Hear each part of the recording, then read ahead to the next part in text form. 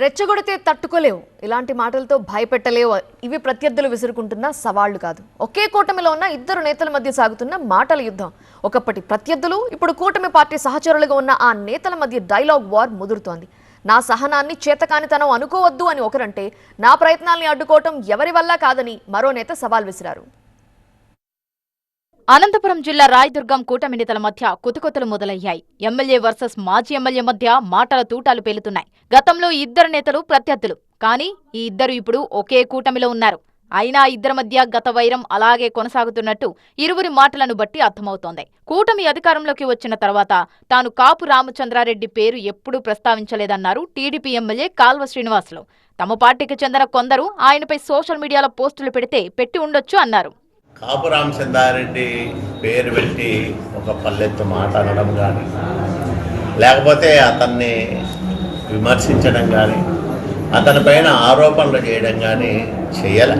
ఎందుకంటే పొత్తులో ఉన్నాం మనమందరం కూడా. ఇప్పుడు 5 ఏళ్ళు అతను శాసనసభ్యుడిగా ఉన్నప్పుడు చాలామంది ఇబ్బందులు పడ్డారు.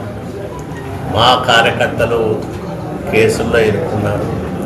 అతనికి సంబంధించిన ఏదైనా అంశం వచ్చినప్పుడు ఎవరో ఒకరో ఇద్దరో ఏదన్నా సోషల్ మీడియాలో పోస్టులు పెడతా ఉండొచ్చు. అయితే తనపై జరుగుతున్న ప్రచారాన్ని తీవ్రస్థాయిలో ఖండించారు కాపు రామచంద్రారెడ్డి. వైసీపీ వాళ్లలో తన బంధువులున్నా వారి ఇంటికి పోవద్దు అనేలా కొందరు వ్యవహరిస్తున్నారన్నారు. ఇదేం పద్ధతి అంటూ ఫైర్ అయ్యారు. కడుపుకి అన్నం తింటున్నారా గడ్డి తింటున్నారా నాకు అర్థం కావట్లేదు.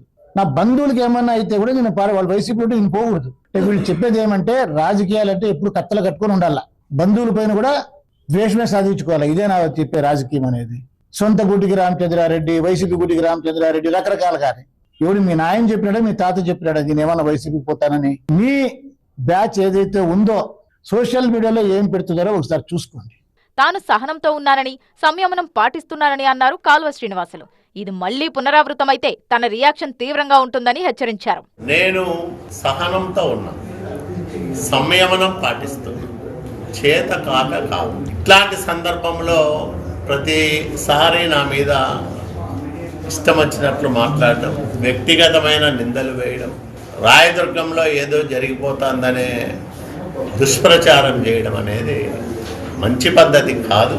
ఇంకోసారి ఇది పునరావృతమైతే మాత్రం నా రియాక్షన్ చాలా తీవ్రంగా ఉంటుంది.